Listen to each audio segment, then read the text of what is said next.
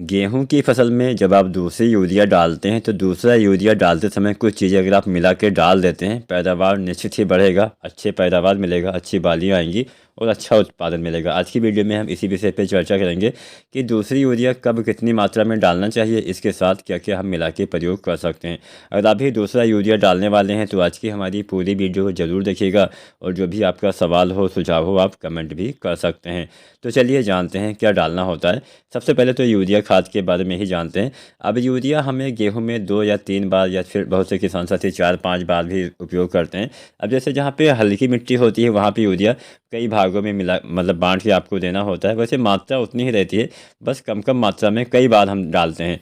जैसे सामान्यतः एक औसतन अगर हम जाने मात्रा तो 2.5 बैग से लेकर 3 बैग यूरिया हम अपने गेहूं में इस्तेमाल करते हैं। अगेती वैरायटी में लगभग 3 बैग के आसपास इस्तेमाल कर सकते हैं और सामान्य किस्मों में 2.5 बैग यूरिया। तो आधा बैग यूरिया बुआई के समय अगर आप डीएपी डालते हैं तो आधा बैग यूरिया बुआई के समय डालिए। इसके साथ में आपको पहले पानी पे 1 बैग यूरिया और दूसरे पानी पे भी 1 बैग यूरिया का इस्तेमाल करना होता है। कोई ऐसी वैरायटी है जो अधिक उत्पादन देती है, खासकर अगेती वाली किस्म, कोई डीबीडब्ल्यू वाली वैरायटी है, तो यहाँ पे यूरिया की मात्रा आपको बढ़ा के देना होता है। लगभग 10-15 किलो यूरिया आप हर बार बढ़ा के डाल सकते हैं।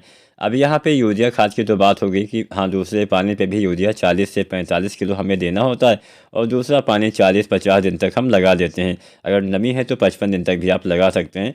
अब यहाँ पे दूसरा पानी लगाते समय पहली चीज़ तो आपने यूरिया डाल दिया 40 से 45 किलो। इसके साथ में 1-2 चीज़ आप मिला सकते हैं। मान लीजिए अभी तक आपने पोटास न डाला हो। पोटास बहुत अहम, बहुत ज़रूरी तत्व होता है हमारे पौधे के विकास के लिए।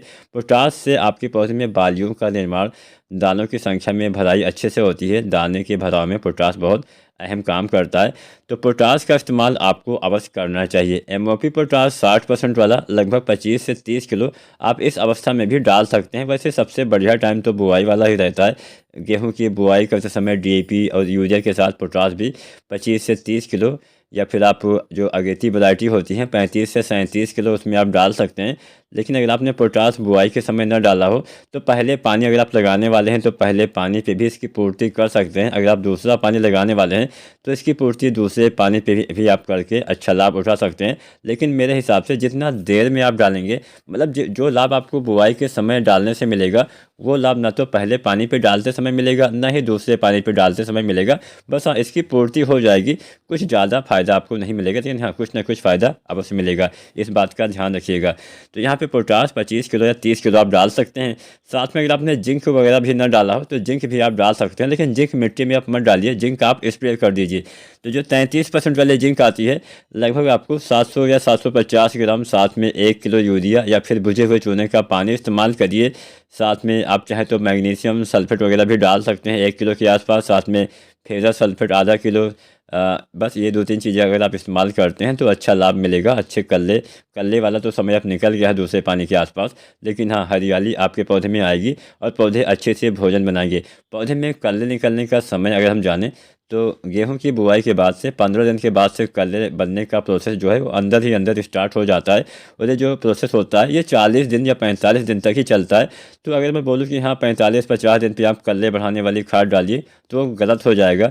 कल्ले बढ़ाने का जो समय होता है मतलब 20 दिन, 25 दिन, 30 दिन, 35 दिन, अगर आप इस समय कुछ इस्तेमाल करते हैं तो उसका कुछ बेनिफिट मिलता भी है। अगर आप 45-50 दिन पे कोई चीज़ डालेंगे कुछ लाभ मिलेगा, लेकिन उतना अधिक नहीं मिलेगा, ये तो आपको ही पता होगा।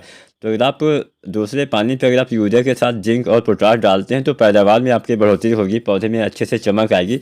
बालियाँ जो आपकी आगे बनने वाली हैं उनका जो बनाव है, उनका जो बनावट है सही से हो पाएगा, अच्छे से स्वस्थ बालियाँ आपकी निकल के आएंगी। अब बालियाँ निकलने से पहले 0.34 डाल सकते हैं 1 से 1.5 किलो। साथ में आप बोरोन वगैरह डालेंगे। अब बोरोन से बहुत अच्छा फ़ायदा होता है। बोरोन से पौधे में पोलिनेशन यानी परागण बहुत अच्छे से होता है, जिससे दाने का भराव अच्छे से होता है। बोरोन पौधे के जड़ों के द्वारा जो भी अवशोषित किया जाता है उसको पौधे के सभी भागों तक पहुंचाने का काम भी करता है। तो बोरोन काफ़ी आवश्यक तत्व होता है, इसका इस्तेमाल आप कर सकते हैं। 20% वाला बोरोन 100 ग्राम, साथ में 0.34। बालियाँ आने से पहले अलग अलग घोल बना के एक साथ इस्तेमाल करेंगे तो अच्छा लाभ अवश्य मिलेगा। तो उम्मीद करते हैं आज की वीडियो में आपको सही से जानकारी मिल गई होगी। नमी बनाए रखिए, अगर नमी की कमी हो जाती है तो आपको सिंचाई करते रहना है और समय से खादों का इस्तेमाल करेंगे तो आप भी गेहूं में अच्छा पैदावार ले पाएंगे। वीडियो और जानकारी अच्छी लगी हो तो लाइक करें और चैनल को अगर अभी तक सब्सक्राइब नहीं किया है तो सब्सक्राइब करें। धन्यवाद।